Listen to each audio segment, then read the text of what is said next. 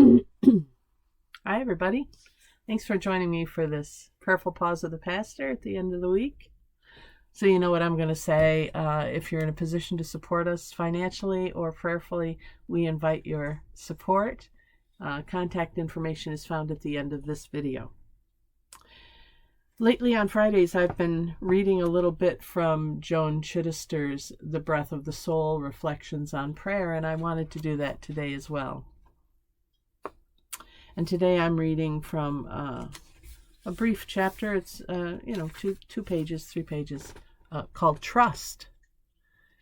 Every day this week we seem to have been talking about some form of trust, trusting the future, trusting ourselves, trusting God. She begins with a story from Joseph Goldstein that says this. An old rabbi crossed the village square each morning on his way to the temple to pray. One morning a Cossack accosted him, saying, "Hey, Rabbi, where are you going?" And the old rabbi said, "I don't know." The Cossack was furious. "Don't get smart with me," he bellowed. "Every morning for 25 years you've crossed this square to go to the temple to pray. You know very well where you're going." Then the Cossack grabbed the old man by his coat and dragged him off to jail. Just as he was about to throw him into a cell, the rabbi turned to him, saying, "See what I mean? I don't know." It's when we begin to take life for granted, Sister Joan writes, that we most need to learn to pray. Let me read that again. It's when we begin to take life for granted that we most need to learn to pray. The truth is that all the while we are making plans for what we will do next and how we will go about doing it, life happens. The stock market falls, the job disappears, the plane doesn't leave on time, the project fails. Everything we mapped out for our lives, for our future, for the moment, simply goes awry. Then the God problem raises its ugly head. Why did God do this to me? What did I do to deserve this? Why doesn't God fix it? How is it that God ignores our prayers? As George Bernard Shaw writes, most people do not pray, they only beg. But somewhere along the line, if we are ever to grow up spiritually, the whole notion that prayer is about learning how to make life what I want it to be dissolves. Obviously, it doesn't work. Depression sets in.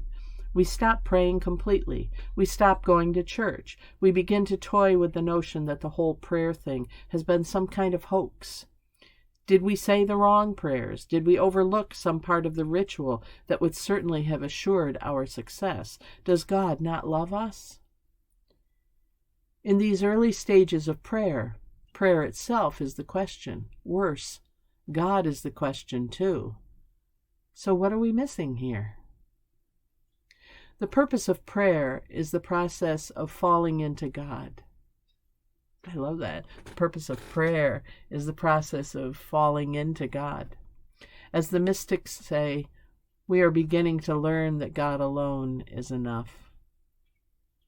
The truth is that none of us really knows where we are going and must never take it for granted that we do. We can plan our lives, but we cannot guarantee them. When our prayers are not answered, we know only one thing for sure. The challenge of life now is to live it differently. The challenge of life now is to live it differently. And it will be through prayer that we discover how to do that. Seeing Jesus being driven out of town, we come to understand that we cannot expect more. Seeing Jesus depressed in the Garden of Olives, we understand that depression is not the loss of faith, it is the moment of faith. Seeing Jesus lose favor with the authorities, we learn that authorities are not the final measure of our lives.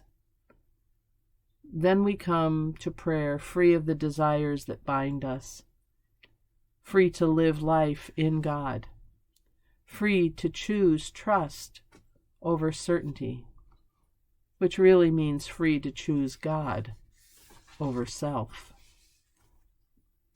Something to think about for today. Give me the trust it takes to go through life confident in your care and your love through all the twists and turns of life. And she relates all of this to Luke 21, verses 34 to 36.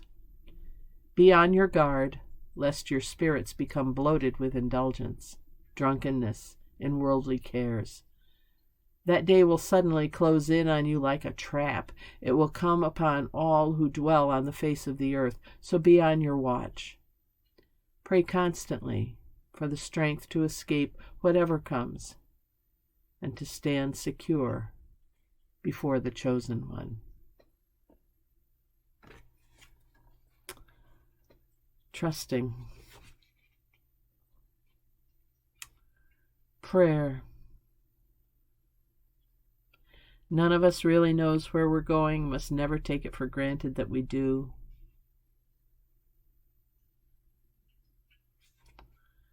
Yeah. A good little something to think about over the weekend. I hope you have a safe, prayer-filled weekend where you renew your trust in God. I'll look forward to seeing you back here next time, whenever that should be.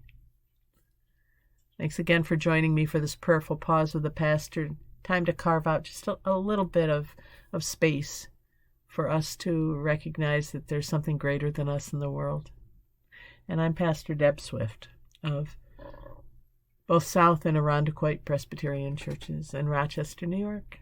I look forward to seeing you here next time. Until then, God bless. Take care. Bye for now.